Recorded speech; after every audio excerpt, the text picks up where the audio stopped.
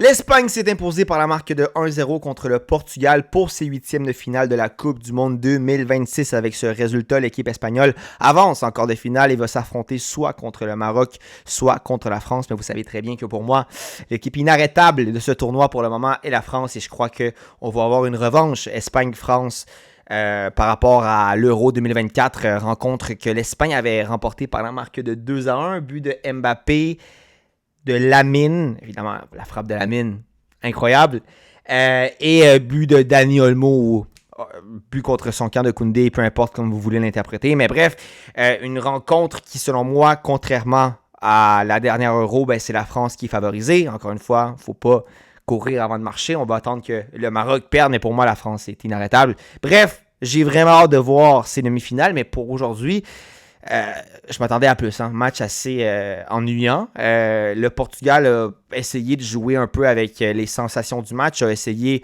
de, quand ils avaient des occasions, mordre le plus fort, puis après ça, se replier directement. Pour moi, le Portugal savait que l'Espagne, en termes de foot, partait avec une avance, et c'est pour ça que l'équipe portugaise a joué un foot un peu plus défensif.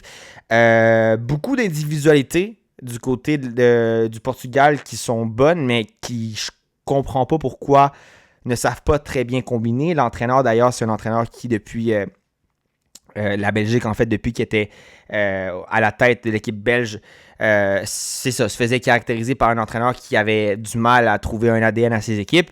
On l'a vu avec ce Portugal, puis sincèrement, je trouve ça dommage parce que, encore une fois, il y a des joueurs, au moins 4-5 de cette équipe portugaise qui, moi, je crois, serait capable de jouer titulaire dans plusieurs équipes européennes. Vitinha, évidemment, João Neves, évidemment, Bruno Fernandes, Nuno Mendes aussi, Cancelo. Mais c'est ça, l'éclat individuel n'est pas assez, sans dire que l'Espagne a un meilleur collectif. Ben, c'est clairement meilleur que le Portugal. Puis en plus de ça, avec un Ronaldo fantomatique, qui encore une fois, aujourd'hui, journée de plus de Ronaldo, qu'est-ce que tu fais en sélection? Encore une fois, je veux revenir sur la logique de pourquoi je critique que Ronaldo soit là. Évidemment, est-ce que Gonzalo Ramos, c'est une meilleure option que Ronaldo? Je dirais pas meilleure, mais moins pire, oui. Dans le sens que Ronaldo est fantomatique, il court plus, il fait plus vraiment d'appel.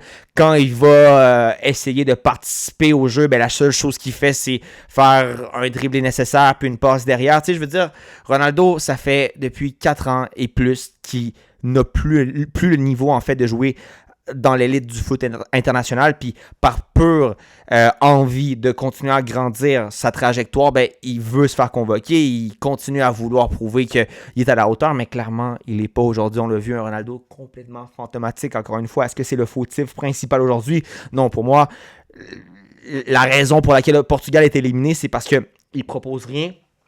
Leur jeu est assez stérile, mais Ronaldo, qui est supposé et vu par ses propres fans comme le joueur qui est capable de basculer une situation comme ça, comme s'il avait encore ses 30 ans, ses 32 ans, ben, il aide pas. Vous comprenez ce que je veux dire? Puis, bref, le but le plus important du Portugal en cette Coupe du Monde, ça a été Gonzalo Ramos qui vient marquer le but gagnant contre la Croatie. Déjà, le Portugal a passé à ça, d'être éliminé par la Croatie. Pour moi, l'équipe croate était meilleure d'ailleurs que le Portugal, avec une occasion très, très polémique en fin de match. Le Portugal a réussi à emporter la victoire, mais je veux dire, tôt ou tard, ce Portugal-là allait tomber. Aujourd'hui, encore une fois, ils ont quand même une bonne maturité, on va dire une bonne expérience pour être capable de jouer avec le match. Ça aurait pu marcher en fait, mais non, l'Espagne était supérieure, sans dire que l'Espagne est incroyable. L'Espagne, pour moi, encore une fois, depuis le début du tournoi, c'est pas la même Espagne de l'Euro. Sincèrement, il y a des bonnes individualités. Il y en a d'autres qui sont supposées être bonnes qui déçoivent un peu. On va en parler plus tard, mais en général, pour moi, encore une fois, je répète, la France est au-dessus de l'Espagne. Puis il faut qu'il y ait un clic pour que l'Espagne fasse quelque chose. On a déjà parlé de quelques individualités, mais faisons le tour rapidement. Premièrement, du côté du Portugal, Costa, le gardien, waouh! Bon gardien, ça fait au moins 3 matchs maintenant, ou 4 même du Portugal que je regarde les 90 minutes. Puis le gardien, c'est pas un gardien qui fait un arrêt par chance, c'est un gardien qui est capable de te sortir des petites génialités comparé aux autres gardiens comme Lopez qui ont antérieurement fait partie du 11 titulaire portugais. Mais moi, je crois que ce gardien-là a un bon potentiel. Laissez-moi voir son âge parce qu'il a l'air jeune, mais on ne sait jamais. Maintenant, 26 ans, il est au milieu de sa carrière. Attention à peut-être une équipe européenne un peu plus prestigieuse que Porto pourrait potentiellement le signer après cette bonne Coupe du Monde pour moi. Cancelo, même chose qu'à l'habitude, un bon joueur offensif, mais défensivement, c'est pas la référence. Ruben Dias, malgré son âge, continue à être un défenseur pilier pour le dire comme ça. Veiga, comme ci, comme ça. Mendes, aujourd'hui, il gagne la plupart de ses duels contre Lamine Yamal parce qu'évidemment, c'est un joueur un peu plus caractérisé par son offensive, mais même défensivement, surtout physiquement, c'est un joueur qui est très expérimenté. Et bref, encore une fois, le fameux meme que Mendes pocket Lamine Yamal, dans toutes les fois qu'ils se sont rencontrés, ça serait un peu, je pense, facile de dire que Mendes est au-dessus, mais pour moi, je pourrais pas dire que Lamine est clairement au-dessus de Mendes. Pour moi, c'est un débat qui est présent. Même contre le Paris Saint-Germain, le dernier match du Barça contre le PSG, il faut dire qu'il y a des actions où Mendes a été au-dessus, d'autres que Lamine a été au-dessus. Bref, aujourd'hui, Mendes a été au-dessus. Puis encore une fois, je sais que les guerriers du clavier vont dire Mendes, le papa de Lamine Yamal. Mais en tout cas, pour moi, c'est deux excellents joueurs à leur position. Mais il faut dire encore une fois que je répète que Mendes a été supérieur à Lamine. Lamine a remporté quelques duels, mais la plupart, c'est Mendes qui les a eus. Vitinha, même chose. Vitinha, je reconnais pas le Vitinha du Paris Saint-Germain. Puis encore une fois, c'est pas vraiment de sa faute. Je crois que c'est plutôt le collectif du milieu de terrain en général. Puis encore une fois, Neves, même chose. C'est un 6 qui pourrait jouer dans plusieurs équipes européennes. Puis je ne sais pas qu'est-ce qui manque. Fernandes, même chose. C'est des individualités qui ensemble ne marchent pas. Bref, encore une fois, je pense que c'est le fait que l'équipe ait aucune direction avec un 9 qui veut jouer d'une manière têtue alors qu'il n'a plus le niveau, puis un entraîneur qui ne sait pas trop ce qu'il fait, qui vient faire que le milieu de terrain ne sait pas trop quoi faire. Mais en tout cas, il faudrait analyser un peu plus d'une manière en fait plus approfondie pour voir c'est quoi réellement le problème. Mais c'est impressionnant. Neto, bon petit joueur, mais rien d'incroyable. Félix, pour moi, fait un bon petit match. Puis Ronaldo, fantomatique, comme la plupart des matchs cette Coupe du Monde, mis à part contre l'Ouzbékistan. Mais je veux dire, c'est dommage que Ronaldo en arrive là, mais je veux dire, à quoi il s'attendait, à quoi ses fans s'attendaient. Sincèrement, Ronaldo, la raison pour laquelle il continue à jouer, c'est parce qu'il est obsédé par la perfection. Il sait très bien qu'il y a un certain Lionel, je sais pas trop quoi, son nom de famille, qui l'a surpassé, puis il veut juste continuer à être à l'élite pour faire grandir son bagage de carrière. Puis, tu sais, je veux dire, c'est Ronaldo, t'as fait ce que t'as pu, mais prends ta retraite. Prends ta retraite. Déjà que, pour moi, faire des déclarations que la Ligue d'Arabie Saoudite est autant bonne que la Ligue 1, que la Coupe du Monde, c'est pas un rêve et c'est seulement 7 matchs, ou je sais pas quelle autre déclaration il a fait ou contradiction qu'il a fait, ou dire que l'Euro est plus difficile que la Coupe du Monde. Tu sais, Ronaldo, t'en as déjà fait assez pour le foot, mais maintenant, ça se voit qu'il veut juste être capable de trouver des excuses pour agrandir, encore une fois, sa carrière, puis potentiellement aussi manipuler les personnes qui le suivent.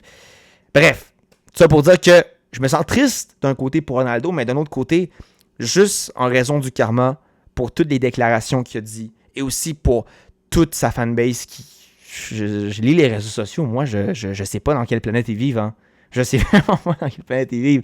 Mais bref, triste et aussi, on va dire, avec un sentiment de justice du côté de ce que Ronaldo... en fait, du fait que Ronaldo soit sorti encore une fois de la Coupe du Monde. Mais ça reste que c'est une légende du foot, une légende qui, évidemment, est un échec à la Coupe du Monde comparé à tout ce qu'il a fait avec le Real, avec Manchester. Mais bref, ça reste que au moins pour cette dernière Coupe du Monde, il a réussi à marquer en phase d'élimination directe, un penalty. Mais bon, un but, c'est un but, comme on se dit.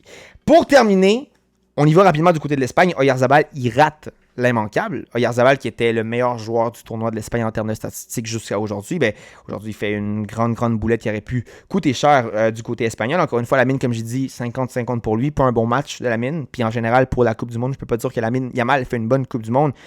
Fait-tu une mauvaise Coupe du Monde non plus, mais je veux dire, aujourd'hui, 50-50. Hein, rien pour dire qu'il fait un bon match. Du côté de Olmo, au moins, il essaie de créer du jeu. Baena, comme ci, comme ça, mais Baena, déjà, encore une fois, en voyant la forme des alternatives sur l'aile du côté de l'Espagne, ben, je comprends pourquoi il est titularisé. Rodri Rodri, toujours un pilier. Hein. Sincèrement, Rodri, il me rappelle beaucoup Busquets dans beaucoup de facettes. En plus du fait qu'il y a du physique et de la défense, ce que Busquets n'avait pas nécessairement. Mais je veux dire, Rodri, malgré le fait qu'il a été écarté aussi longtemps des terrains de foot, ben, tu sais, je veux dire, c'est encore une valeur sûre. Cucurella, j'ai hâte de voir ce qu'il va faire avec le Real Madrid parce que la dernière Euro, je me disais, qu'est-ce qu'il fait en sélection? Mais Cucurella, c'est un peu comme un Dani Carvajal. Il sait très bien jouer avec les sensations du match. C'est un joueur qui est quand même physique, qui est quand même rapide, qui est toujours là pour te mettre de la pression. Puis même s'il fait faute, ben, au moins tu passeras pas. Mais bref, Cucurella fait un bon match pour moi aujourd'hui. Laporte, encore une fois, similaire à Ruben Dias, il continue à faire le travail malgré son âge.